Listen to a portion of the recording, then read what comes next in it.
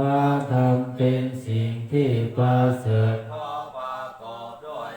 คือความที่พระผู้มีพระภาคเจ้าได้ตรัสไว้ดีแล้วเป็นต้นโยมาคาปากะปาลิญญาติวิโมกขเพโท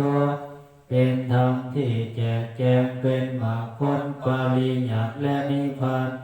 ธัมโมกุโลกัปปตนาลิธาลิ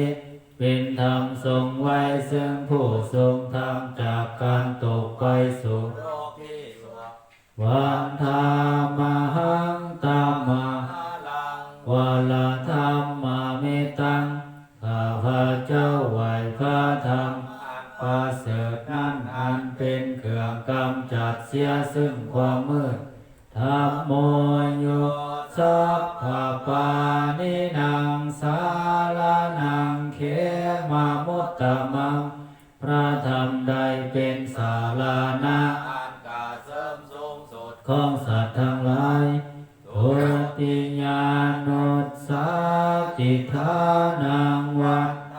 มิตังสิเลนะหังข้าพระเจ้าไหว้พระอันเป็นที่ตั้งแห่งความลานึกองค์ที่สองด้วยหัวแห่งข้าพระเจ้าธรรมัสสาหัสสามิทาโสธัมโม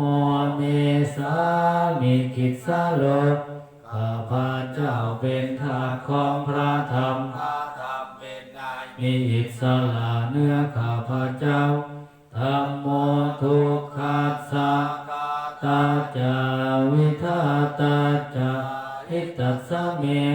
พระธรรมเป็นเครื่องกำจัดทุกข์และทรงไว้ซึ่งประโยชน์แก่ข้าพระเจ้าธัมมัสสาหังนิยาทิสาลิลัมสิวิตัมจิตังข้าพระเจ้ามอบถวายชีวิตนี้แด่พระธรรมวันทันโตหังจาริตมีธรรมัสเสวสุธรรมตังข้าพระเจ้าผู้วายโยซึ่งความเป็นธรรมดีของพระธรรมนัตถิเมสารนังธัมโม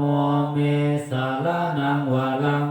สารณะอื่นของข้าพระเจ้าบ่มีพระธรรม